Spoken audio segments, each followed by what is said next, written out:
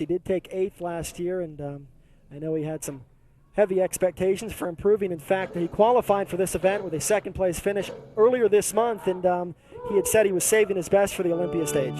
Well, this guy's well-traveled. He's not only from Germany, he spent a good stretch of his life over in Thailand. He's now working with All Stars Nutrition out of Germany. Came out of nowhere, surfaced at the Charlotte Pro, got his qualifier spot, and I haven't seen him bigger than this, Dan. Well, there's certainly no shortage of muscle when it comes to Dennis. In fact, Dennis is one of these guys that notoriously peaks days or even weeks prior to an event. He has struggled in recent years to find that perfect formula to enable him to dial in on contest day. Sean, would you say that Dennis is dialed in today? Well, he's the best that he's been on this stage in his 6 tries. Mind you, this guy was 4th a couple of years ago in this bodybuilding competition. I believe he actually looks better now than he did then, which is saying a lot, because in 2 weeks' time, this is a whole other bodybuilder from the one that qualified in Charlotte. Well, he's certainly one of the more popular bodybuilders. In fact, it's interesting in looking at his structure and looking at his traps. Dennis actually explained once that he doesn't even train his traps, and Dennis is what you might describe as one of those freaks when you look at his natural musculature. He's got quite an impressive frame. Well, with all the good things that he has working for his frame, what holds Dennis back is he has a tendency to get a little heavy, lose control of the midsection, which is what the Federation is talking about, penalizing the guys for.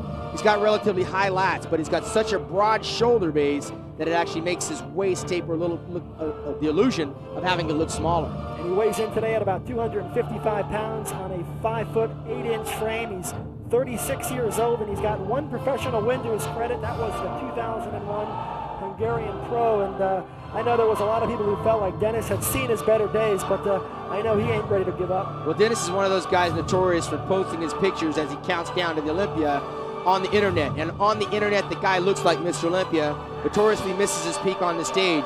Today, I believe he's replicated his last best performance of 4th place in terms of conditioning. However, that extra conditioning is coming at a price because he still hasn't got total control of the midsection, and the judges aren't going to miss that. Yeah, in fact, Dennis might really be one of the guys who is singled out with the changes in the judging criteria. We haven't really talked much about it on this telecast, but the IFBB has really worked hard to do whatever they can to detract from the distended midsections. You get a look at that shot, you can see Dennis, for the most part, has worked hard on it, and he has brought his midsection down, but for the most part, there is some evidence, and I think the judges are going to mark him down. Well, not only that, but he's standing against the best in the world here, Dan. There's guys like Melvin Anthony with 29-inch waists, and Darren Charles, and Craig Richardson, and Johnny Jackson. You get next to those guys with that shape, it's going to be hard for Dennis to hold his own. Pound for pound, muscle-wise, he's up there with the rules. He's up there with the Schlierkamps, but he doesn't have the exact total package nailed down, and it's only his 6th time. I'm sure he'll get it together soon.